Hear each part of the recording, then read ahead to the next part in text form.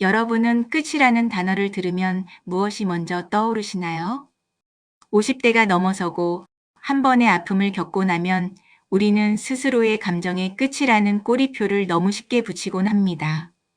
이제 와서 무슨 사랑이냐고, 심장이 뛰는 건 부정맥일 뿐이라고 애써 외면하기도 하죠. 그런데 말입니다. 정말 우리 인생에서 설렘이라는 감정이 완전히 말라버린 걸까요? 오늘 들려드릴 이야기는 바싹 마른 낙엽 같던 제 가슴에 예고도 없이 찾아와 조용히 불을 지핀 늦가을 변리 같은 마지막 사랑에 대한 기록입니다. 혹시 지금 여러분의 마음 문을 굳게 걸어 잠그고 계시다면 이 이야기를 통해 그 빗장을 조금은 느슨하게 풀어보시길 바랍니다. 본격적인 이야기 시작 전 구독과 좋아요를 눌러주세요.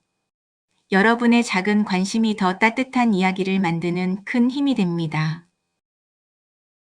제 나이 58, 혼자가 된 지 딱 10년이 되던 해였습니다. 아이들은 장성에서 제 몫을 하고 있었고 저는 작은 꽃집을 운영하며 나름대로 평온한 일상을 보내고 있었습니다. 남들은 저더러 곱게 늙었다, 걱정 없이 산다며 부러워했지만 제 속은 사실 바싹 마른 사막과 다를 바 없었습니다. 10년 전 남편의 외도와 빚보증으로 인한 이혼은 제 영혼을 뿌리째 흔들어 놓았으니까요. 그 지난한 전쟁을 치르며 저는 다짐했습니다. 다시는 사람에게 기대지 않겠노라고. 감정 소모 따위는 사치라고 말입니다. 저에게 남자는 그저 거추장스러운 존재이거나 경계해야 할 대상일 뿐이었습니다.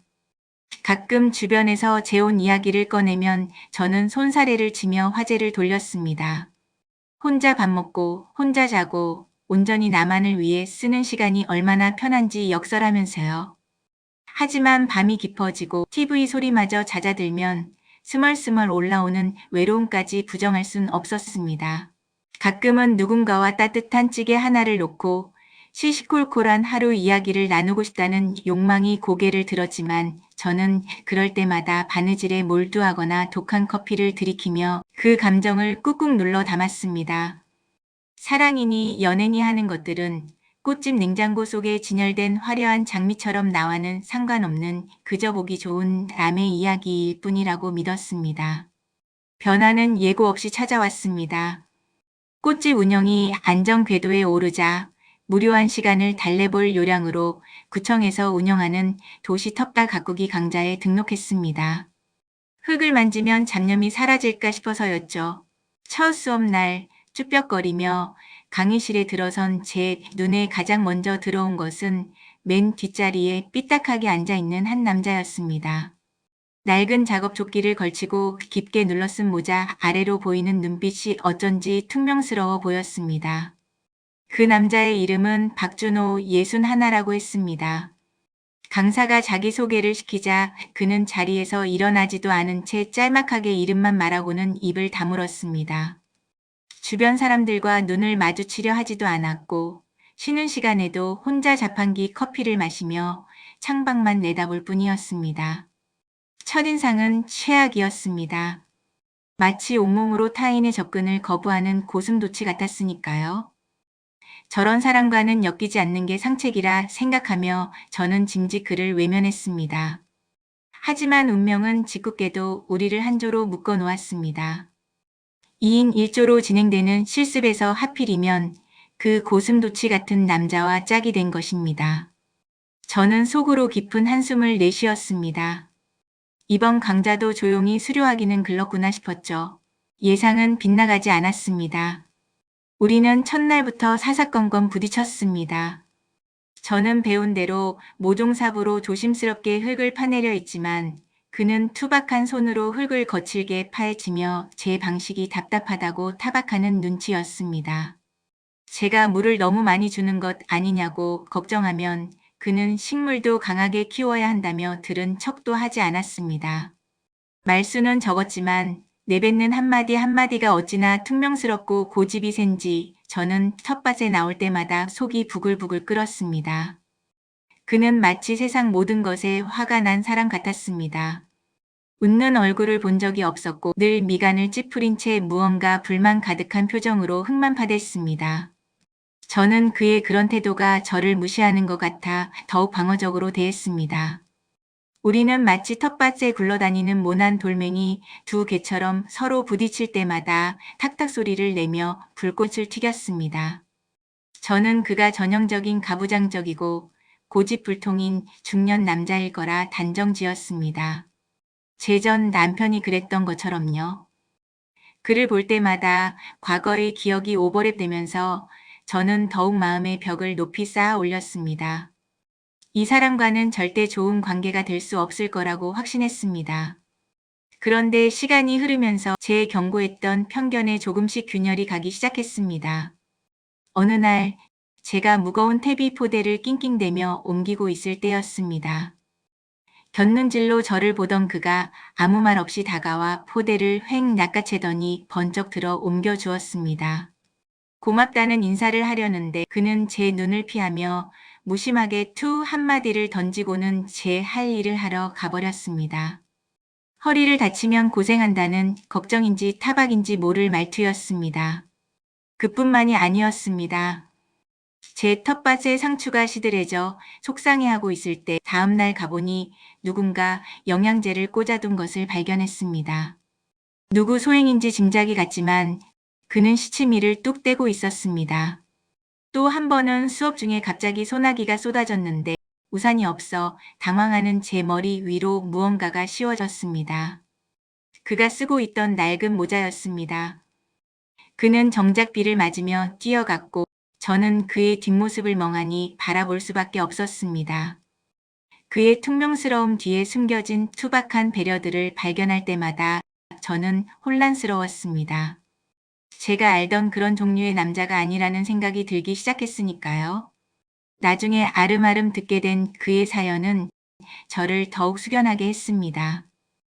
그는 5년 전 암투병하던 아내를 먼저 떠나보내고 자식들과도 왕래가 뜸한 채 홀로 지내고 있다고 했습니다. 세상에 대한 그의 분노와 방어적인 태도가 어디서 기인했는지 어렴풋이 짐작이 갔습니다. 그 역시 저처럼 상처받지 않기 위해 가시를 세우고 있었던 겁니다. 그 사실을 알게 되자 그동안 그를 향해 세웠던 날 선 마음이 조금씩 무뎌지는 것을 느꼈습니다. 그러던 어느 초겨울 저에게 큰 시련이 닥쳤습니다. 꽃집 임대 계약 문제로 건물주와 심각한 갈등을 빚게 된 것입니다.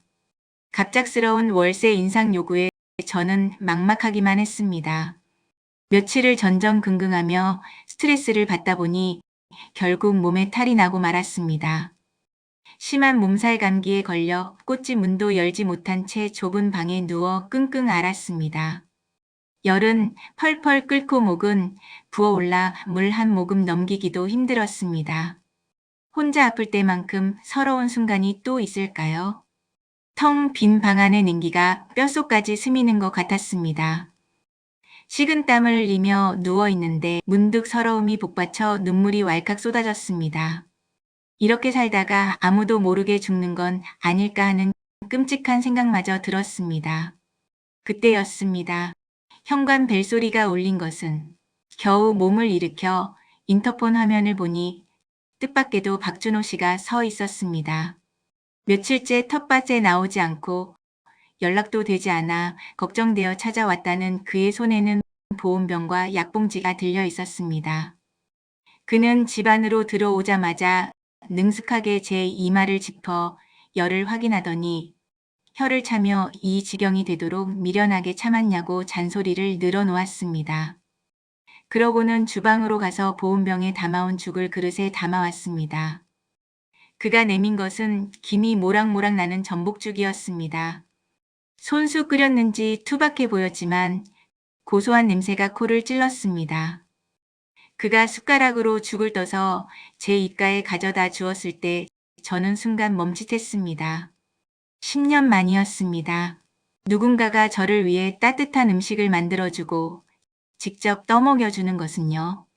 목구멍으로 넘어가는 뜨끈한 죽과 함께 가슴속 깊은 곳에 얼어붙어 있던 응어리들이 녹아내리는 것 같았습니다. 저는 죽을 받아 먹으며 저도 모르게 어린 아이처럼 엉엉 울어버리고 말았습니다. 그는 당황한 기색 없이 그저 묵묵히 휴지를 건네주며 제가 울음을 그칠 때까지 기다려 주었습니다. 그 투박한 침묵이 그 어떤 위로의 말보다 따뜻하게 느껴졌습니다. 그날 이후 우리 사이의 공기는 확연히 달라졌습니다. 텃밭에서 만날 때마다 그의 눈빛은 전보다 훨씬 부드러워져 있었고 저 역시 그를 대하는 것이 한결 편안해졌습니다. 우리는 수업이 끝나면 근처 식당에서 함께 밥을 먹기도 하고 가끔은 공원을 산책하며 이런저런 이야기를 나누기도 했습니다. 그와 함께 있는 시간이 늘어날수록 제 마음속에는 낯선 감정이 싹트기 시작했습니다. 그를 생각하면 자꾸만 입가에 미소가 지어졌고 다음 만남이 기다려졌습니다. 잊고 살았던 설렘이라는 감정이었습니다. 하지만 그 설렘이 커질수록 두려움도 함께 커져만 갔습니다. 제 나이 58에 다시 사랑이라니 주책이라는 생각이 들었습니다. 무엇보다 과거의 상처가 다시 저를 괴롭히기 시작했습니다. 전 남편도 처음에는 저에게 세상 없이 다정한 사람이었습니다. 하지만 그 사랑은 영원하지 않았고 그 끝은 처참한 배신이었습니다. 만약 박준호 씨에게 마음을 열었다가 또다시 상처받게 된다면 이번에는 정말 다시 일어설 수 없을 것 같았습니다. 두려움이 저를 집어삼켰습니다. 저는 스스로를 보호하기 위해 다시 마음의 문을 걸어 잠그기로 했습니다. 그가 다가오려 하면 일부러 차갑게 대하고 만남을 피했습니다. 제 태도가 갑자기 변하자 그는 당황한 듯 했지만 저는 애써 모른 척 했습니다. 그가 상처받은 눈빛으로 저를 바라볼 때마다 가슴이 아려왔지만 저는 스스로에게 체면을 걸었습니다. 이건 사랑이 아니라고, 그저 잠시 스쳐 지나가는 감정일 뿐이라고. 나는 혼자가 편한 사람이라고 말입니다. 초겨울을 재촉하는 비가 추적추적 내리던 날이었습니다. 마지막 텃밭 수업이 끝나고 모두가 돌아간 뒤 저는 혼자 남아 도구들을 정리하고 있었습니다. 그때 빗속을 뚫고 누군가가 걸어오는 것이 보였습니다.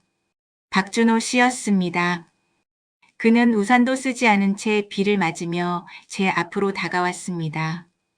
그의 머리카락과 어깨가 비에 젖어 있었습니다. 그는 젖은 눈으로 저를 한참이나 바라보더니 어렵게 입을 뗐습니다. 그동안 왜 자신을 피했는지, 자신이 무엇을 잘못했는지 물었습니다. 그의 목소리는 가늘게 떨리고 있었습니다. 저는 차마 그의 눈을 마주 볼 수가 없어 고개를 돌린 채 우리는 그냥 좋은 이웃으로 남는 게 좋겠다고, 더 이상 가까워지는 것은 불편하다고 차갑게 말했습니다. 제 말에 그는 깊은 한숨을 내쉬었습니다. 그리고는 한 걸음 더 다가와 제 손을 조심스럽게 잡았습니다. 그의 손은 비에 젖어 차가웠지만 그 안에 담긴 진심은 뜨겁게 전해져 왔습니다. 그는 낮은 목소리로 말했습니다. 자신도 두렵다고. 아내를 보내고 다시는 누군가를 마음에 들이지 않겠다고 다짐했었다고. 하지만 저를 만나고 나서 멈춰버린 줄 알았던 자신의 심장이 다시 뛰기 시작했다고 고백했습니다.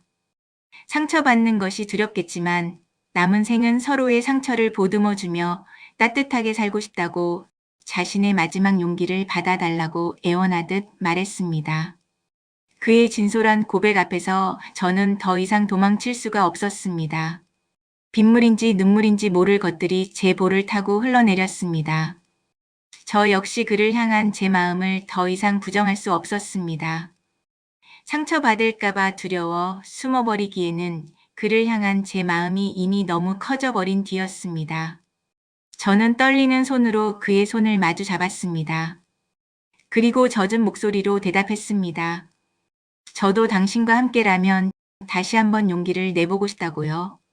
쏟아지는 빗속에서 우리는 서로를 부둥켜 안고 한참을 울었습니다.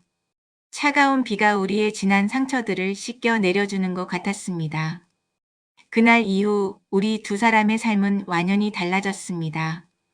20대의 불같은 사랑은 아니었지만 우리는 서로에게 은은하게 스며드는 늦가을 변리 같은 사랑을 시작했습니다. 꽃집 일이 바쁠 때면 그가 와서 잔일들을 도와주었고 그가 외로울 때면 제가 따뜻한 밥상을 차려주었습니다. 우리는 서로의 빈자리를 과하지 않게 하지만 든든하게 채워주는 존재가 되었습니다. 가끔은 의견이 맞지 않아 티격태격할 때도 있었지만 예전처럼 날선 다툼은 아니었습니다. 서로의 다름을 인정하고 배려하는 법을 알게 되었으니까요. 주말이면 함께 등산을 가거나 맛있는 음식을 먹으러 다니며 소소한 행복을 누렸습니다. 남들이 보기에는 별것 아닌 일상일지 모르지만 10년 동안 혼자였던 저에게는 기적과도 같은 날들이었습니다. 거울 속에 비친 제 얼굴은 예전보다 훨씬 편안하고 생기가 넘쳐 보였습니다. 58, 늦었다고 생각했던 나이에 찾아온 이 사랑이 저에게 다시 살아갈 힘을 주었습니다. 저는 이제 알았습니다. 사랑에는 유통기한이 없다는 것을요. 상처받는 것이 두려워 마음의 문을 닫아 걸고 있는 동안에도 제 안의 사랑을 향한 씨앗은 여전히 싹 틔울 준비를 하고 있었다는 것을요. 이제 저는 더 이상 외롭지 않습니다. 제 곁에는 저를 있는 그대로 아껴주는 든든한 내 편이 있으니까요. 여러분, 오늘 제 이야기가 어떻게 다가오셨나요? 혹시 나에게는 더 이상 그런 기회가 오지 않을 거야 라며 스스로 체념하고 계시진 않으신가요? 하지만 기억하셨으면 좋겠습니다. 메마른 땅에도 때가 되면 비가 내리고 꽃이 피어나듯 우리의 인생에도 언제든 다시 봄날이 찾아올 수 있다는 것을요.